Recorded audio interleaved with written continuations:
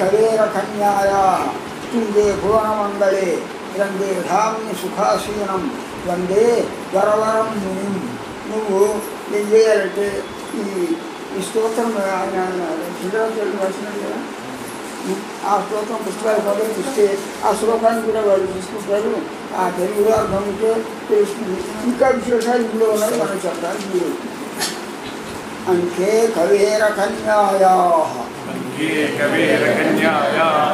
తుంగే భువనమంగళే రంగే ధామ్ని సుఖాసీనం వందే వరవరం మునిం. ఇది మొదటి శ్లోకం, మొట్టమొదటి శ్లోకం. ఇది మంగళ శ్లోకం అన్నమాట. స్తోత్రానికి కానీ ఏ స్తోత్రాలకు కానీ ఏ కావ్యాలకు కానీ మొట్టమొదట ఒక మంగళ శ్లోకాన్ని చెప్తారు. ఆ మంగళ శ్లోకం నమస్కార రూపం కావచ్చు, ఆశీర్వాద రూపం కావచ్చు. వేరే మంగళం అనేది ఏమీ లేకుండా మొదటి అక్షరం మాత్రం కొంచెం శ్రీకారంతో ప్రారంభమై కథే ప్రారంభించవచ్చు అని ఏదో 4-5 రకాలైన ప్రక్రియ ఉండాలి. ఇందులో వీరు మొట్టమొదటి మనవాళ్ళ మహానులను గురించి వందే నేను నమస్కారం చేస్తున్నాను అని చెప్తున్నారు. ఎక్కడ అంటే కవేర కన్యాయా అంకే భువనమంగళే రంగే ధామ్ని సుఖాసీనం వరవరమునిం వందే అని శ్లోకం. కవేర కన్యా అంటే కావేరి. కవేర అని కొన్ని పర్వతాలకు పేరు. కర్ణాటకలో పైభాగంలో ఎక్కడో ఉన్నటువంటి పర్వతాలు. అక్కడి నుండి పుట్టి ప్రారంభం అవుతుంది. గంగానది ఎక్కడి నుంచి వచ్చింది అని అంటే హిమాలయాలలో నుంచి వచ్చింది అన్నట్లుగా ఈ దక్షిణ ప్రాంతంలో అంతటా కూడా కర్ణాటకలో నుంచి దక్షిణ ప్రాంతంలో వెళ్ళి తర్వాత సముద్రంలో కలిసినటువంటి ఈ కావేరీ నది కూడా ఆ కవేర అనే పర్వత ప్రాంతంలో నుండి పుట్టి ప్రవహించింది. కవేర కన్యా అంటే కవేర పర్వతమునకు పుట్టినటువంటి కన్యా లాంటి ఈ నది, ఈ కావేరీ నది అన్నమాట. ఆ కావేరీ నది యొక్క అంకే, అంకం అంటే మధ్య భాగం.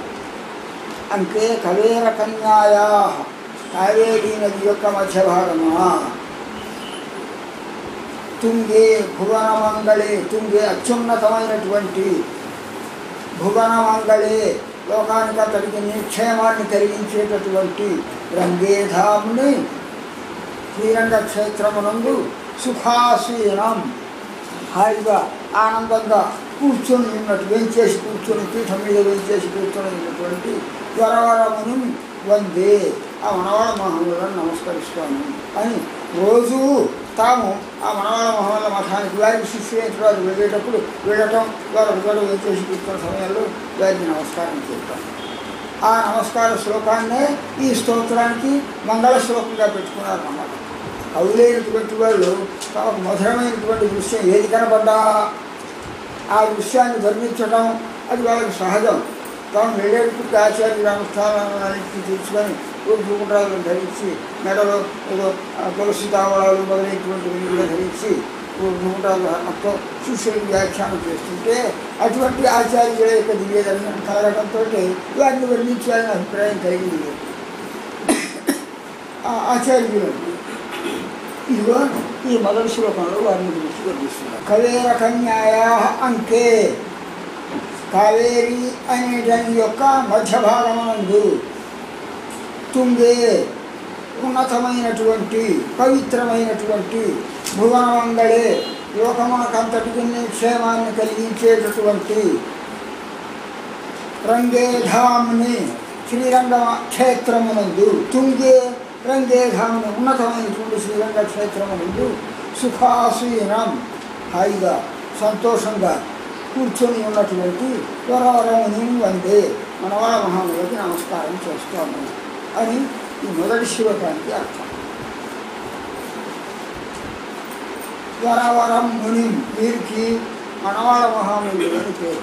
సౌమ్యదామాతృముని అంతకుముందు వారి తల్లిదండ్రులు 11వ రోజున కుండు వెళ్ళిన తర్వాత పెట్టినటువంటి పేరు సౌమ్యదామాతృముని అని అంటారు. సౌమ్య జామాతృముని అనే పదానికి అర్థమేదో ఈ వరవర అనే దానికి పదం కూడా అర్థం కూడా అదే. జామాత అంటే ఏంటి? అల్లుడు. సౌమ్య జామాత వచ్చిన అల్లుడలాగా రోజుకేదో పిలిచి పెట్టి అత్తమామని వాడి శోభ పెట్టేటటువంటి అల్లుడు కాక అత్తమామలకి సంతోషాన్ని కలిగించేటటువంటి ప్రశాంతమైన స్వభావం గల అల్లుడు వరవరముని సౌమ్య జామాత అనే పదానికి అర్థమైంది. అసలు ఆ పేరు ఎవరిది? రంగనాథుడు. రంగనాథ స్వామికి పెరియాడు వారికి వేయించేసి గోదామ వారిని ఇచ్చి కన్యాదానం చేసి కళ్యాణం జరిపించిన తర్వాత ఆ రంగనాథ స్వామికి ఈ సౌమ్యమాతృముని అని పేరు వచ్చింది. సౌమ్యాన్న రమ్యాన్న రెండు ఒకటే. సౌమ్యమాతృముని రమ్యజామాతృముని అంటే సుందరమైనటువంటి ప్రశాంతమైన స్వభావం కలిగినటువంటి జామాత అయినటువంటి వారు. ఈయన కూడా మంచి ముని అంటే మహర్షుల వలె మంచి ధ్యాననిష్ఠులై భగవత్ స్వరూపాన్ని ధ్యానించుకుంటూ మనసులో ఎంతో ఆనందాన్ని పొందేటటువంటి స్వభావం కలగారు కనుక సౌమ్యజామాతృముని అంటే అది. రంగనాథస్వామి వరుడు. ఆ వరుడికి గోదామ వారిని కన్యాదానం చేశారు పెరిగాడు గారు. ఆయన వరుడు కాబట్టి జామాత అన్నా వరుడు అన్నా ఒకటే కదా. వర ముని వర అంటే అల్లుళ్ళలో వరులలో వర శ్రేష్ఠుడైన మహానుభావుడు రంగనాథుడు. ఇంకా చాలామంది దివ్య క్షేత్రాలలో ఉన్నటువంటి వెంకటేశ్వర స్వామికి కాంచీరాజరాజ స్వామికి వేరుకోటలో శ్రీనారాయణ స్వామికి ఇంకేదో అమ్మవారి నుంచి కన్యాదానాలు చేసి ఉండొచ్చు. అందరూ వరుల కంటే శ్రీరంగంలో ఉన్నటువంటి రంగనాథ స్వామి వరుడు వరుడు వరులలో వరుడు శ్రేష్ఠుడు. ఉత్తముడైన వరుడు ఉత్తముడైన అల్లుడుగా పెరిగాడు వారి చేత గ్రహించబడినటువంటి వాడు కాకాళమ్మ వారి చేత కీర్తింపబడినటువంటి వాడు కనుక వరవరముని అన్నా సౌమ్యజామాతృముని అన్నా రెండింటికి అర్థం ఒకటి. వందే వరవరం ముని అటువంటి వరవరముని సౌమ్యజామాతృముని అని చెప్పబడేటువంటి వరవర మహాములను వందే నమస్కరిస్తున్నాను. మీరు ఎక్కడ కూర్చొని ఉన్నారు?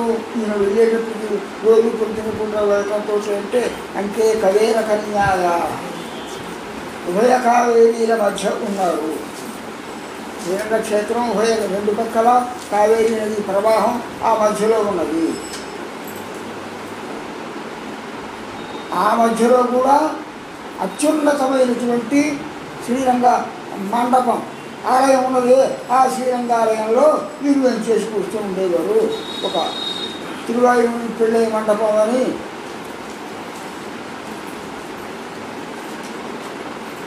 ప్రసాదలబ్ధ ప్రాప్తి నవ శ్రీశైలనాథాయ శ్రీశైలార్య మండపం నవ శ్రీశైలం అన్ని శ్రీమతి మండపైన పైన వస్తుంది. అక్కడ కూర్చొని ఉండేవారు. అందువల్ల అటువంటి మండపంలో ఉన్నతమైనటువంటి మండపంలో వీరు చేసి కూర్చున్నారు. ఆ మండపంలో కూర్చొని వారు కాలక్షేపాన్ని చెప్తుండేవారు. భక్తులైనటువంటి వారికి అందరికీ కూడా తమ శిష్యులకు మొదలైన వారికి అందరికీ కూడా ఆ కాలక్షేపం ఒక సంవత్సర కాలం నమ్మాడు వారికి ప్రసాదించినటువంటి తిరువాయుని ప్రబంధాన్ని వారు కాలక్షేపంగా చెప్తే ఆ కాలక్షేపంలో తక్కిన శిష్యులందరికంటే కూడా మనవాళ్ళ మహాముల మీద ఎక్కువ గౌరవభావం కలిగి ఒక చిన్న పిల్లవాడి రూపంలో వచ్చి రంగనాథ స్వామి అది వారికి మంగళాశాసనం అవుతోంది, ఇక వారి గురించి సన్మానాలు అవన్నీ జరగాలి. ఆ పిల్లవాడు వచ్చి శ్రీశైలేశ్వరయా మాత్రం జీవోత్సాది గుణార్ణవం విధీంద్ర ప్రవణం వందే రమీయా మాతరం అని ఈ మనవాళ్ళ మహాముల గురించి ఒక శ్లోకాన్ని 3 సార్లు చెప్పి నమస్కారం చేసి ఉన్నటువంటి వెళ్ళి కనుక్కుంటా మా అట్లా రంగనాథస్వామి కూడా ఏమనవాళ్ళ మహాముల ద్వారా తన యొక్క తత్వాన్ని వారి యొక్క వ్యాఖ్యానంలో తెలుసుకుని జీవించాడో వారి గురించి ఈ స్తోత్రాన్ని శ్లోకాన్ని చెప్పినాడో శ్రీశైలేశ దయాపాత్రం అనే మహామంత్రం లాంటి శ్లోకాన్ని ప్రసాదించినాడో అటువంటి వరవరం ముని వందే అని మొదటి శ్లోకాన్ని తాత్పర్యం. తుంగే భువన మంగళే ఇక్కడ తుంగే అనే పదం ఉన్నతమైనది అన్నమాట, సర్వసంపత్ప్రదమైనది అని అర్థం. ఈ తుంగే అనేటువంటి పదం అంకే రంగేధామ్ని ఈ రెండింటికి మధ్య ప్రయోగించబడ్డది. అంకే కవేర కన్యాయా అంకే తుంగే భువనమంగళే. భువనమంగళం నుంచి రంగేధామ్ని. రంగేధామ్ని అనే దానికి కవేర కన్యాయా అంకే అనే దానికి రెండింటికి మధ్య ఈ తుంగే అనే పదం ప్రయోగించబడదు. ఈ పదాన్ని ఇటు అన్వయించుకోవచ్చు, అటు అన్వయించుకోవచ్చు అని వ్యాఖ్యానం చెప్తున్నారు. అత్యున్నతమైనటువంటి కావేరీ ఉభయ కావేరీల మధ్యమున, అట్లాగే తుంగే అత్యున్నతమైనటువంటి శ్రీరంగ మండపమున అని రెండింటికి అన్వయించుకోవచ్చు. దీనిని ఏమంటారంటే సంస్కృతంలో కాకాక్షి న్యాయం అంటారు. కాకాక్షి న్యాయం అంటే ఏమిటి? కాకి యొక్క కన్ను, దానికి రెండు కళ్ళు లేవు, ఒకటే కన్ను. మనం చూస్తే ఇటువైపు రెండు కళ్ళు ఉన్నా ఒక నేత్రం మాత్రమే పనిచేస్తుంది, రెండో నేత్రం దానికి పనిచేయదు. ఎందుకు పనిచేయదు? ఏమైంది అంటే ఆ జాతికి రామచంద్ర స్వామి పెట్టినటువంటి ఒక శాపం. కాకాసుడు కదా సీతామ్మవారి విషయంలో అపచారం చేశాడు. కాకి రూపంలో వచ్చి వాడు ఎవడో ఇంద్రుని కొడుకేట వాడు అసలు జయంతుడనేవాడు. వాడు చేసినటువంటి అపరాధాన్ని బట్టి బ్రహ్మకు పక్కన ఉండేటువంటి గడ్డి పరక తీసి మంచిని చేసి ఇషీకాస్త్రం అంటారు దాన్ని, వాడి మీద వెలిపెట్టాడు. ఆ కాకాసుడు పోయి మళ్ళీ అయ్యో 90 సంవత్సరం స్వస్థమేమో ఈ అస్త్ర ప్రయోగంతో అని చెప్పి తండ్రి దగ్గరికి వెళ్ళాడు. నాయన రక్షించు, ఆ అస్త్రం నన్ను చంపకుండా నువ్వు ఇదేనా అడ్డు వేయమన్నాడు. శివేధవ అని చెప్పి తలుపులు వేసేసాడు ఆయన. బ్రహ్మదేవుడి దగ్గరికి వెళ్ళాడు, ఇంకో దేవుడి దగ్గరికి వెళ్ళాడు. అందరి దేవాలయాన్ని అన్ని లోకాలని తిరిగి లోకాన్ని సంపరిక్రమ్య తమేవ శరణం గతః అన్నట్టుగా ఇది లాభం లేదు. రాముడు ప్రయోగించిన తర్వాత అస్త్ర ప్రయోగాన్ని వాడిని రక్షించేవాడంటూ ఇంకోడెవడు ఉన్నాడు అని చెప్పి చివరికి మళ్ళీ బుద్ధి వచ్చి ఆయన కాలం మీద పడ్డాడు. అప్పుడు ఆ రాముడే వాడిని అనుగ్రహించాడు, రక్షించాడు. ఎవరు శిక్షించాలనుకున్నాడో వీడు మళ్ళీ ఆయన కాలం మీద ఎవరు శరణాగతి చేసినట్టుగా పడ్డాడు కనుక రక్షించాడు వాడిని. అందువల్ల అప్పుడు మరి ప్రయోగించినటువంటి బాణం వ్యర్థం కాకూడదయ్యా, ఏం చేయమంటావు? ఇష్టం నువ్వేమైనా చేయమన్నాడు. ఈ రెండు నేత్రాలలో ఒక కన్ను నేను ప్రయోగించినటువంటి బాణం వల్ల పని చేయకుండా రక్షించుగాక అని రామచంద్ర స్వామి సంకల్పించి వాడి యొక్క ఒక నేత్రాన్ని తీసేశాడు. ఆ కారణం చేత తర్వాత వచ్చినటువంటి కాకి జాతికి అంతటికీ కూడా ఒకటే నేత్రం మిగిలింది అని మనకు ఆ చరిత్రను బట్టి, రామాయణాది చరిత్రను బట్టి మనకు తెలుస్తుంది. అట్లా ఏకాక్షి, కాకి అంటే ఏమిటంటే దానికి ఒకటే నేత్రం ఉంటుంది. ఆ కాకాక్షి రెండు కళ్ళు పోగొడితే పాపం చాలా దానికి మళ్ళీ బాధ కలుగుతుంది. అది మళ్ళీ ఆయన మనసుకి ఆయనకే మనసులో బాధ. భక్తుల్ని ఆశ్రయిస్తే రెండు కళ్ళు తీసేసాడని చెప్పి కనుక ఒక నేత్రాన్ని మాత్రం ఇచ్చి ఒక నేత్రాన్ని తీసివేసి ఆ శిక్షను కొంచెం తగ్గించి అనుగ్రహించాడన్నమాట కాకాసుడు. ఆ ఉన్నటువంటి ఒక నేత్రమే ఇటు పక్కన చూస్తే ఇటు పక్కన వాళ్ళని వస్తువుల్ని చూస్తుంది, అడిగి చూస్తే ఆ నేత్రం అదే నేత్రంతో ఇటు పక్క కూడా చూడవచ్చు. అది కాకాక్షి న్యాయం అనే దానికి అర్థం సంస్కృతంలో. ఆ కాకాక్షి న్యాయంలాగా ఇటుపక్క అటుపక్క ఇటుంగ అనే పదం అంతే కవేర కన్యాయ పవిత్రమైన కావేరీ నది మధ్యన అంతే భువన మంగళే రంగే ధామ్ని పవిత్రమైన అత్యున్నతమైనటువంటి రంగధామమునందు వేంచేసి ఉన్నారు అని ఈ తుంగే అనేటువంటి పదాన్ని రెండు పక్కలకి ఉంచుకున్నారు. అక్కడ వేంచేసి ఉన్నారు మనవాళ్ళ మహాముని. సుఖాసీనం, సుఖంగా ఉన్నారు. ఇక్కడ వ్యాఖ్యానంలో ఒక విచిత్రమైనటువంటి విషయాన్ని ఉదాహరణగా ఇస్తున్నారు. కావేరీ నది యొక్క మధ్యన ఉన్నతమైనటువంటి శ్రీరంగ క్షేత్రంలో మనవాళ్ళ మహాముని ఏం చేసి కూర్చున్నారు. ఈ వర్ణనాన్ని చూస్తే ఏమనిపిస్తుందంటే అని వ్యాఖ్యానకర్త ఏం చేస్తున్నారు, వత్సలతర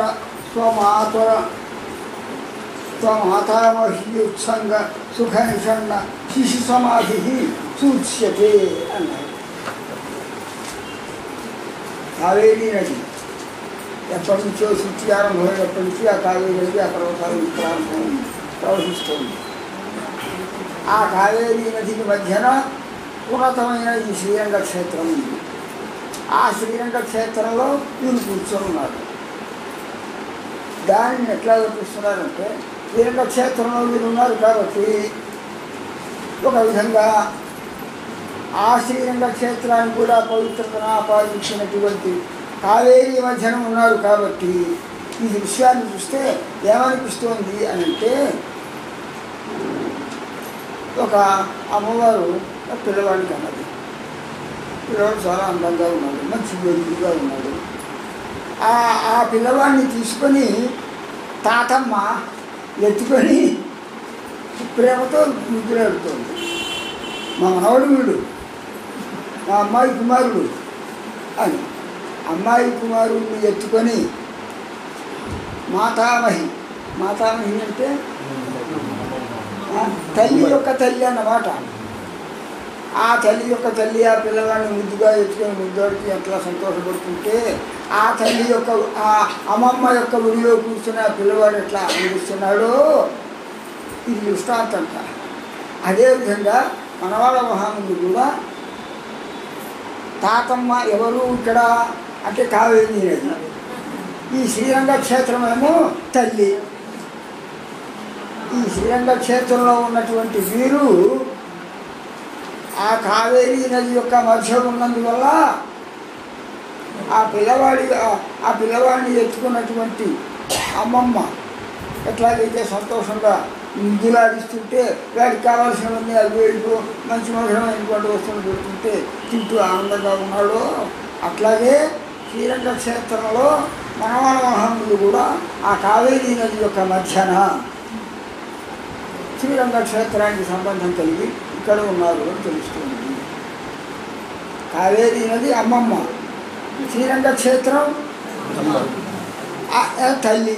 అక్కడ చేసినటువంటి మనవాళ్ళ మహాములు ఓ శిశువు అని ఈ శ్లోకాన్ని చదువుతుంటే మనకి ఇంకే కవేరకంగా రంగే ధామ్ సుఖాసీనం అనే దాన్ని బట్టి మనకు తెలుస్తుంది అని ఆ రచనా విశేషాన్ని బట్టి మనకు తెలుస్తుంది. ఇటువంటిదే ఇదే భావాన్ని తెలిపేటటువంటి ఒకనొక పాసురాన్ని కులశేఖరాలు గారు తాము ప్రసాదించినటువంటి ప్రబంధాల్లో చెప్తారు. దేవకి యొక్క భావనతోటి చెప్తున్నారు ఆ పాసురాన్ని కులశేఖరాలు గారు. ముందై నన్మురై అన్బుడై మహళిర్ தந்தன் புறங்கிட இருத்தி எந்தையே எந்தன் குலப்பெரும் சுடரே எழுமுகில் கணத்தொழில் கவரேரே உந்தை யாவனன் முறைப்பா நின் செங்கேழ் விரலினும் காட்டா நந்தன் பெற்றனன் నలిగినయ్యిల్లా నందల్ వసుదేవన్ ఉత్తులని అని దేవత యొక్క భావనతో కులశేఖరుడు ఈ పాసురాన్ని చెప్పుకుంటున్నాడు. దేవత దుఃఖిస్తోంది. బాలకృష్ణుడి వల్ల కలగవలసినటువంటి ఆనందాన్నంతా నేను పొందలేకపోయాను. ఎవరు పొందారు? ఆ యశోద పొందింది. ఆ యశోద యొక్క భర్త అయినటువంటి నందుడు పొందాడు. కానీ అసలు తల్లిదండ్రులు అయినటువంటి దేవకి వసుదేవులు ఇద్దరు పొందలేకపోయారు. ఆ దేవత దుఃఖిస్తుంది.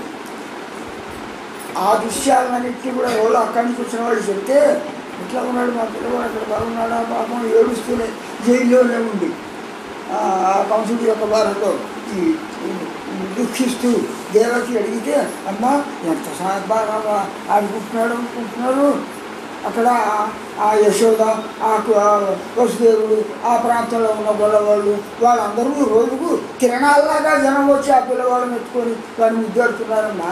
అందులో ఎక్కువగా ఆ పిల్లవాడిని యశోద యొక్క తల్లి ఉందే మా మనవడు వీడు అని చెప్పి ఆ పిల్లవాడిని ఎత్తుకొని ఎంత ఆనందంగా సంతోషంగా వాడితో ముద్దు ముచ్చడం తీర్చుకుంటుందో ఆ తల్లి. యశోద యొక్క తల్లి ఆ పిల్లవాడిని ఎత్తుకుందిట. ముందై అంటే అమ్మమ్మ, అమ్మకి అమ్మ అన్నమాట. నన్మురై అంటే సంబంధాన్ని బట్టి. ఏమిటి సంబంధం? తల్లి యొక్క కుమారుడు, తర్వాత మనవడు వీడు, కుమార్తె యొక్క కుమారుడు అనేటటువంటి ఈ సంబంధమును బట్టి ముందై నన్నురై అంగుడై మహళీరు ప్రేమపూర్వకంగా ఆ పక్కన ఉన్నటువంటి స్త్రీలందరూ కూడా, అంటే యశోదకు చెందినటువంటి వాళ్ళు, యశోదకు తల్లి ముసలామె, ఆమెకి చెల్లెలు, ఇంకో ఆమెకి వాళ్ళు, ఆ బంధుత్వం కలిగినటువంటి వాళ్ళందరూ పెద్ద మనుషులందరూ కూడా కురంగిడై కురంగిడై ఎరుక్తి ఆమె ఎప్పుడు కాసేపు ఉండదు, రోజు మీదనా నేను ఆ పిల్లవాడిని నేను కాస్త ముద్దాడిస్తాను నేను అని చెప్పి ఆ పిల్లవాడిని తీసుకొని ఇట్లా ఈ ముసలమ్మలందరూ కూడా ఆ పిల్లవాళ్ళని ఆడిస్తుంటే అందులో ఒక అమ్మ పిల్లవాడిని ఎత్తుకుని అటు పక్క దూరం నుంచి కనపడుతున్నారు, చూస్తున్నాడు. ఎవడు? నందుడు, యశోద యొక్క భర్త. ఈ ఆయన చూసి ఈ ఎత్తుకున్నటువంటి ముసలమ్మ అడుగుతోంది పోయి పిల్లవాడిని, ఎవరే మీ ఆయన ఎవరురా అని. ఎవరు మీ ఆయన ఎవరు అంటే అదిగో వసుదేవుడు దేవకినో చెప్పాలి. పుట్టినప్పటి నుంచి ఆ ఉత్తర క్షణంలో ఇక్కడికి వెళ్ళి వచ్చేసాడు ఆయన, అక్కడ లేడు కదా మరి. మీ ఆయన అంటే అదిగో అక్కడ కనపడుతుంటే అదిగో మా నాయన అని చేతితో చూపిస్తున్నట్ట, కళ్ళతో ఇట్లా చూపిస్తాడు అని వేడితో కూడా చూపిస్తున్నట్ట. తను కురంగిడ ఈ వృత్తి ఎందను కుల పెరుముషుడలే మా వంశానికి వాళ్ళని పుట్టేవాడు ఆయన, ఇంత ఆనందాన్ని కలిగిస్తూ ఇంత అందమైనటువంటి ముద్దు మాటలతో మమ్మల్ని అందరినీ ఆనంద పారవశ్యం కలిగిస్తున్నటువంటి నీవు అని చెప్పి ఉండై యావనెన్నురైప్ప ఎవర్రా మీ నాయన అని అంటే అని ప్రశ్నిస్తే ఆ పిల్లవాడు తను సెంగేడు విరలినుంకాట అంటే సన్నని తన వేళ్లతో చూపిస్తూ కడైఖండినుంకాట తన కటాక్షాలతో చూపిస్తూ అదిగో ఆయనే మా తండ్రి అని నందుడిని చూపిస్తున్నాడు ఈ గోపాలకృష్ణుడు. ఇటువంటి సంగతులన్నీ ఎవరో తీసుకువెళ్ళి ఇక్కడి నుంచి ఆ దేవతకి చెప్పాడు. ఆ దేవత అనుకుంటుంది ఇట్లా వేళపడి చూపిస్తుంటే ఆ నందుడు మా నాయన నన్ను ఇంకో మా నాయన అని చూపిస్తున్నాడు అని వాడు ఎంత సంతోషపడుతున్నాడు. ఆ ఆనందం నన్ను మెడగట్టుకున్నటువంటి ఈ వసుదేవుడికి కలగటం లేదు. ఎందుకు కలగటం లేదు? నా దౌర్భాగ్యం వల్ల. నేను పాపించరాలని అయ్యాను, 7 సంతానాలు కలిగినాయి, 7 సంతానాలు పోయినాయి. 8వ సంతానంగా పురుషుడు కలిగినా వాడు నా దగ్గర ఉండే అవకాశం లేకుండా పోయింది. వాడు ఎక్కడో అక్కడ పోయి బాల్య రసం బాల్య వినోదం అంతా కూడా అక్కడే వాడు కలిసిపోయింది. నందం పెట్టాను. నందుడు ఎంత ఆనందాన్ని పొందాడు, బ్రహ్మానందం కలిగి ఉంటుంది ఆ పిల్లవాడు మా నాయన ఈనాడు చూపిస్తుంటే. నల్విన ఇయ్యల్లా నందల్ వసుదేవం పెట్టిలనే భాగ్యహీనురాలమైన దౌర్భాగ్యవంతురాలమైనటువంటి నన్ను కట్టుకున్నందుకు మా వసుదేవుడికి కూడా అటువంటి భాగ్యాన్ని పొందే అవకాశం లేకుండా పోయింది అని కులశేఖరాలు వారు ఒక పాశురంలో చెప్పారు. ఆ పాశురంలో అమ్మమ్మ గారి ఒడిలో కూర్చొని కృష్ణుడు ఆనందిస్తుంటే కృష్ణుడు చూపించిన విధంగా ఆ నందుడు మొదలైనటువంటి వారు ఆనందిస్తున్నటువంటి ఎటువంటి సన్నివేశం కలిగిందో ఆ సన్నివేశం ఇక్కడ జ్ఞాపకం వస్తుంది. కావేరీ నది ఒక అమ్మమ్మ, కావేరీ నది మధ్యలో పుట్టినటువంటి ఈ శ్రీరంగ క్షేత్రం ఒక తల్లి. ఆ తల్లి యొక్క ఒడిలో పుట్టినటువంటి ఒక పిల్లవాడు లాంటి వాడు, మనవాడు లాంటి వాడు ఇగో ఈ శ్రీరంగనాథ స్వామి శయనించున్నాడు కదా, అమ్మ ఒడిలో పడుకున్నట్టుగా ఆశీర్వాదం మీద శయనించున్నాడు కదా అని ఆ భావనతో ఈ శ్లోకాన్ని మనం అనుభవించుకుంటే చాలా బాగుంటుంది. కులశేఖరాలు గారి యొక్క పాశురాన్ని తీసుకొచ్చి సమన్వయం చేస్తే అని అక్కడ వ్యాఖ్యానం చేస్తున్నారు. అంతే కవేర కన్యాయా తుంగే భువన మంగళే రంగే ధామి సుఖాసీనం. ఇటువంటి శ్రీరంగ క్షేత్రంలో సుఖాసీనులైనటువంటి వారు అన్నారు. ఏం తక్కిన క్షేత్రాల్లో ఉన్న పిల్లవాళ్ళందరూ కూడా సుఖాసీనులు కాలేరా, వీరు ఒక్కరే సుఖాసీనులై ఉన్నారా అని అంటే వీరు వచ్చిన తర్వాత వనమాల మహాములు వచ్చిన తర్వాత ఆ శ్రీరంగ క్షేత్రంలో ఏ ఉపద్రవము ఏ ఒక్క రోజు కూడా జరగాలి. రామానుజుల కాలంలో కానీ అంతకంటే పూర్వకాలంలో కానీ ఆ తర్వాత రామానుజుల తర్వాత వనమాల మహాముల కాలంలో కానీ శివప్రకాశాచార్యుల గారు వేదాంత దేశుడు మొదలైనటువంటి వారి కాలంలో కూడా శ్రీరంగ క్షేత్రానికి చాలా ఉపద్రవాలు వచ్చినాయి. శైవుల వల్ల ఉపద్రవాలు వచ్చినాయి. శివక్షేత్రానికి చెందినటువంటి వాళ్ళందరూ కూడా దీన్ని వల్ల ఉద్దేశం దీన్ని కూడా శివక్షేత్రం చేయాలని కొందరు అనుకున్నారు. ఆ రాజు పాండ్యరాజులు చోళరాజులు మొదలైనటువంటి వాళ్ళు ఆ దృష్టితోటే రామానుజుని ఇక్కడి నుంచి పంపించడానికి కోసం లేకపోతే ఆయనతోటి ఆ శివుడే పరదైవం అని చెప్పించడానికి కోసం ప్రయత్నం చేశారు వాళ్ళు. అటువంటి భద్రవారు కలిగి పూర్వత్వాడు వారు మొదలైనటువంటి వారికి నేత్ర భ్రంశం కలిగింది.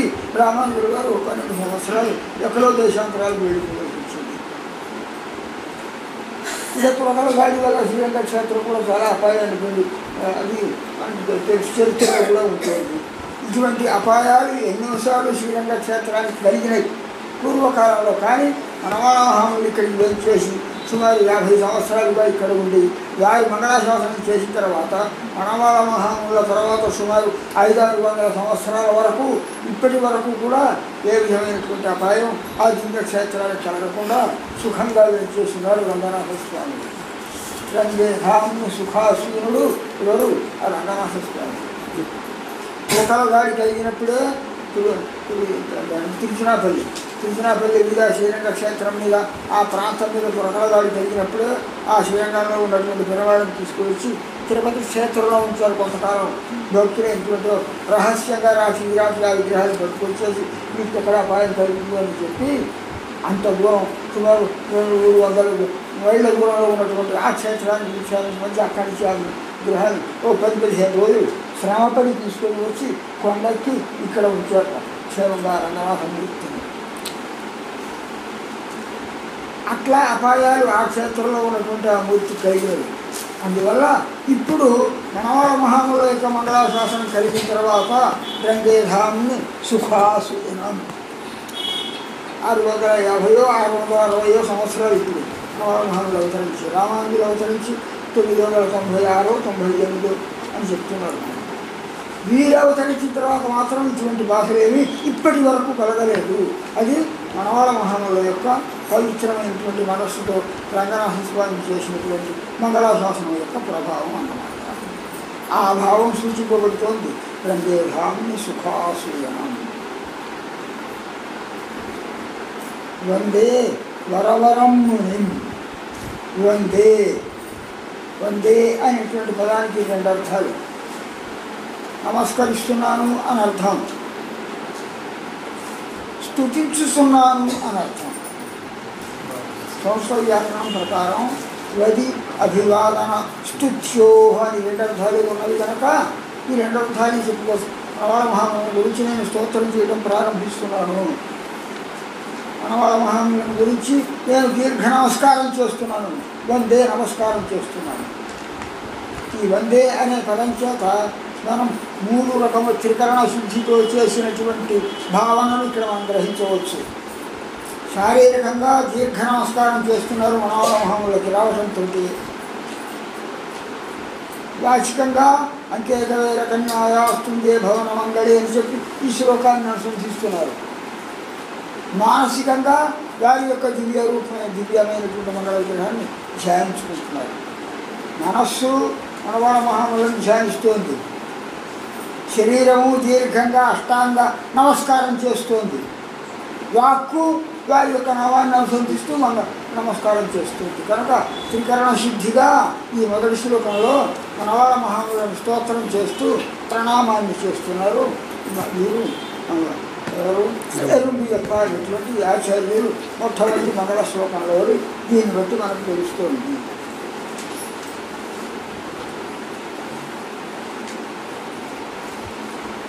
అది సుఖాసీనం ఇత్యత్రత ఏకదవతారానంతరం శ్రీరంగ విప్లవ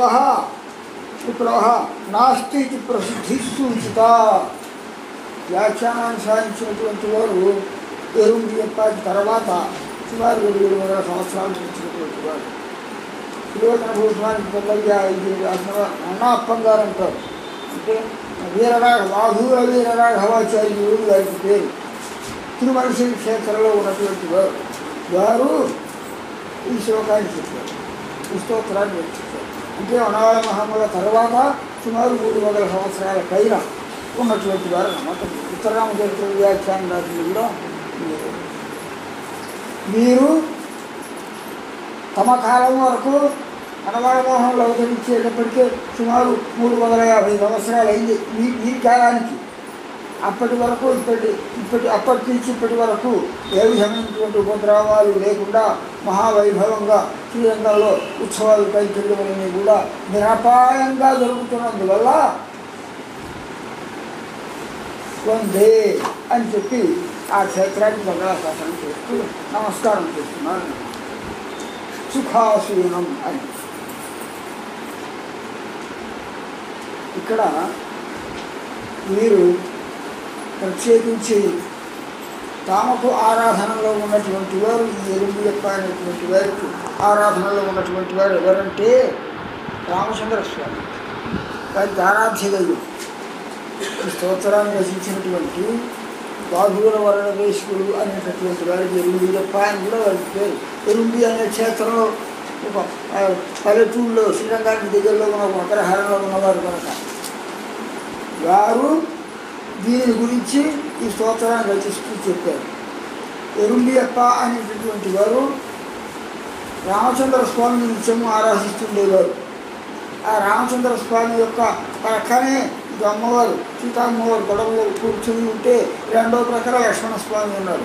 ఆ లక్ష్మణస్వామియే ఎవరు తర్వాత అవతారంలో రామానుజుడు, ఆ తర్వాత అవతారంలో మహాముడుగా కూడా అవతరించారు అనే భావనతో వారు ఈ స్తోత్రంలో కాక కరవరముని శతకం అనేటటువంటి దానిలో ప్రత్యేకించి లక్ష్మణ రూపంలో కూడా రామానుజు ఈ మనవాణ మహాముడుని జన్మిస్తారు. స్వామి నీవు ఆ అవతారంలో రామచంద్ర స్వామికి ప్రక్కనే ఉండి అన్ని విధములైనటువంటి సేవలను చేసిన మహానుభావుడు కదా. ఇప్పుడు మీరు మనవాణ మహాముడుగా మనకు దర్శనమిస్తున్నారు. సుమారు 500-600 సంవత్సరాల పూర్వం మీరు రామానుజులుగా అవతరించారు. అంతకు పూర్వం మీ యొక్క అవతారం లక్ష్మణ రూపంలో శ్రీరామచంద్రుడి యొక్క సేవన చేసినటువంటి వారు కదా. ఆ శ్రీరామచంద్ర స్వామి యొక్క మూర్తిని నేను ఆరాధనలో పెట్టుకొని ఆరాధిస్తున్నాను. ఆ స్వామికి పక్కనే మీరు లక్ష్మణ రూపంలో ఉన్నారు. నాకు ఇప్పుడు మనుష్య రూపంలో ఇదిగో ప్రత్యక్షంగా వరవరముని రూపంలో ఉన్నారు అని చెప్పి వర్ణిస్తూ ఈ మనవాళ మహాములను లక్ష్మణ రూపంలో కూడా భావించుకొని ఒక శ్లోకంలో చెప్తారు. లక్ష్మణుడు చేసిన కైంకర్యాలన్నీ కూడా మీరిక్కడ రంగనాథ స్వామికి చేసుకున్నారు. అధ్వశ్రాంతిం హరసు సరసై ఆర్ద్రశాఖా సమీరై. రాముడికి లక్ష్మణుడు చేసినటువంటి సేవ ఏమిటి? ఆయన అమ్మవారు సీతామ్మవారు పక్కన హైగా కూర్చొని ఉంటే ప్రక్కన ఉండి వారికి విసురుతుండేది. విసనగలలు అక్కడి నుంచి వచ్చినాయి.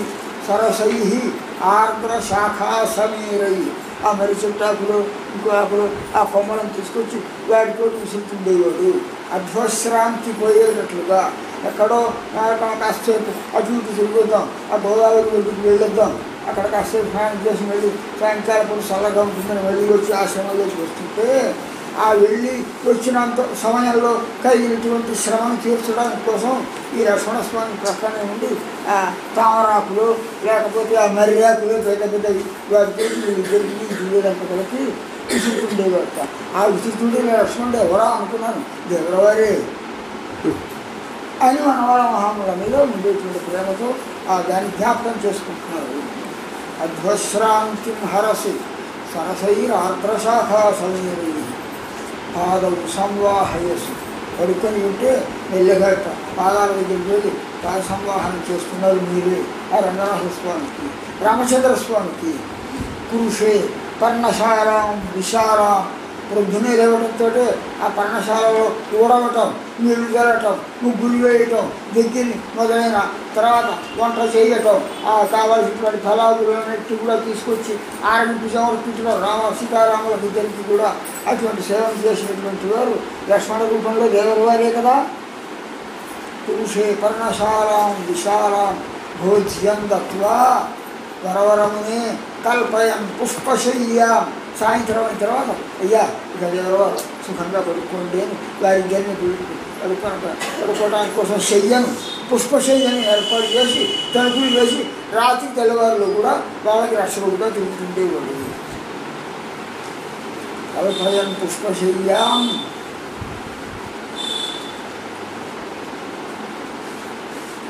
కల్పయం పుష్పశయ్యాం అధ్వశ్రాంతి హరస్వరశైరార్ద్రశాఖ పాదౌ సంవాహసి పురుషే పర్ణశారాం విశారాం భోజ్యం దత్వా వరవరమునే కల్పయన్ పుష్పశయ్యాం పశ్యన్ ధన్యః నిశి రఘుపతిం పాసు పత్ని సహాయం. అమ్మవారితో కూడా సుఖంగా శయనించినటువంటి ఆ స్వామిని పశ్యన్ పాసి నీవు రక్షిస్తూ ఆ రాత్రి తెల్లవారు కూడా కాపలా కాసినటువంటి వరించలా అని చెప్పి ఈ మనవాళ్ళ మహాములని రక్షణ రూపంలో భావించి స్తోత్రం చేశారు. అదిగో ఆ విషయం అంతా కూడా ఇక్కడ మనకు తెలుస్తుంది అన్నమాట. అంటే ఆచార్యులను భగవద్ రూపంగా భావించడం అనేటటువంటిది ఒక ప్రధాన కర్తవ్యము దీన్ని బట్టి తెలుస్తోంది. ఇక తర్వాత